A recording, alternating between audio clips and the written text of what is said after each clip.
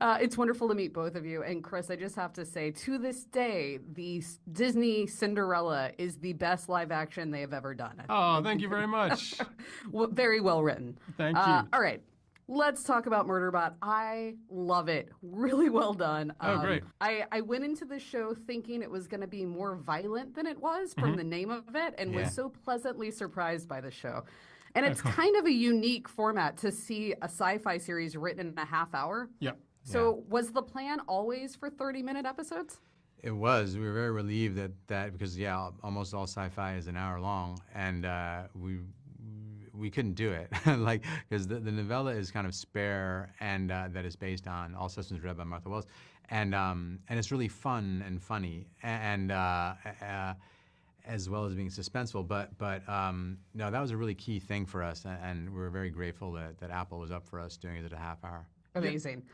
Let's talk about Sanctuary Moon. It is like the perfect merger of the Orville, Galaxy Quest, and Star Trek, right? Do you think it's possible that we could ever actually see a Sanctuary Moon series? I would love it if we could actually do a Sanctuary Moon series. I mean, we'll see how Murderbot, we'll see how the series does, let alone the series within the series.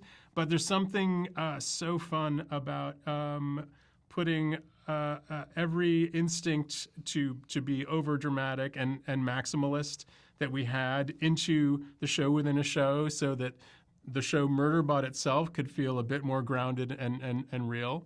I hope we do get to do that because then we can see the captain of Sanctuary Moon, John Cho, watching Murderbot, his favorite show. All right, so then there's a quote in episode 6 that sums up what every fan feels about their fandom. And it's when Murderbot says that he watches Sanctuary Moon to distract me when things in real life are stressful as shit. So what do you two watch to distract yourselves from real life? Oh, yeah.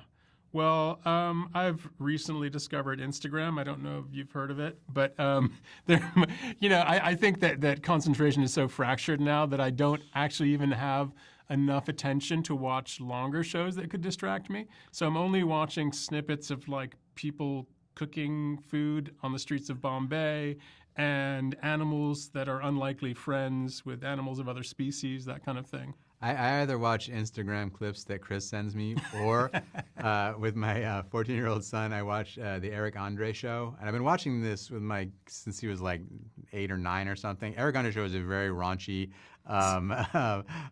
comedy, sort of improvisatory comedy thing. And Key and Peele, a show called The Detroiters. Chris and I came up together. We're small children. Watching Second City Television, but like comedy shows where the actors are completely sort of putting themselves into the character, no matter how crazy they were. Like, I watch comedy.